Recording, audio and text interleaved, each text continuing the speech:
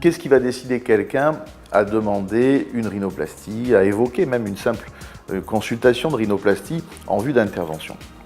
Déjà, il faut savoir qu'aujourd'hui, nous avons les rhinoplasties chirurgicales, qui sont bien évidemment la plus grosse partie de l'activité de rhinoplastie, mais qu'il existe des rhinoplasties médicales.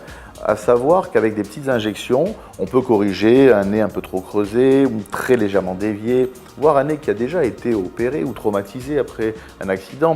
Il existe une petite asymétrie, donc on peut proposer des techniques médicales qui permettent de façon temporaire de donner une idée du résultat. Chez l'homme, la demande sera beaucoup plus nuancée, où l'homme va chercher à...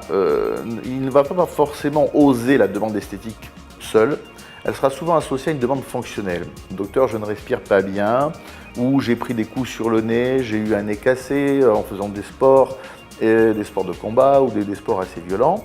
Et j'aimerais profiter de cette intervention pour corriger une disgrâce. Alors je trouve que mon nez est trop busqué, trop dévié, une pointe trop large.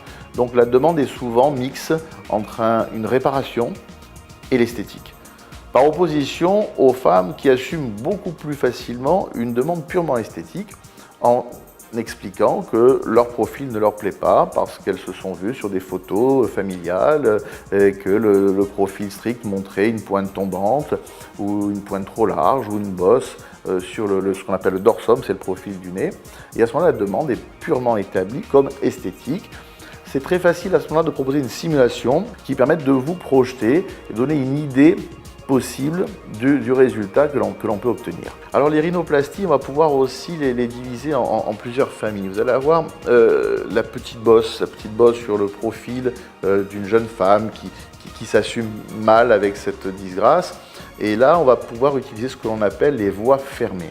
Qu'est-ce que j'appelle voies fermées? C'est-à-dire qu'en passant par les orifices naturels du nez, à l'intérieur, nous allons pouvoir, par des petites incisions, venir corriger cette disgrâce osseuse ou cartilagineuse, ce qui veut dire qu'il n'y a aucune cicatrice apparente.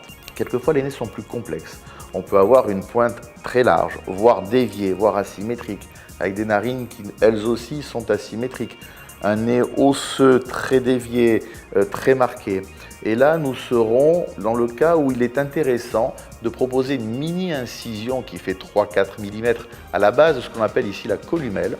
Cela permet d'ouvrir complètement le champ opératoire et d'aborder l'ensemble des structures, os plus cartilage au niveau du nez, et d'avoir vraiment un travail de reconstruction totale de l'infrastructure du nez, c'est-à-dire ses soutiens cartilagineux, osseux, les petites articulations, de pouvoir proposer des petites greffes pour harmoniser la forme du nez. Le premier mois post-opératoire est marqué par un œdème, c'est-à-dire que le nez est un petit peu gonflé, il y a de l'eau, des liquides inflammatoires qui se trouvent sous la peau, comme quand on a pris un coup, on gonfle, il y a ce qu'on appelle l'œdème, et cet œdème dans le nez est un petit peu cloisonné comme un peu un doigt de gant, il est un peu confiné dans un espace fermé. On prévient nos patients qu'à l'ablation de l'attelle à une semaine, ils ont déjà une évolution. Si la bosse était présente, la bosse n'y est plus.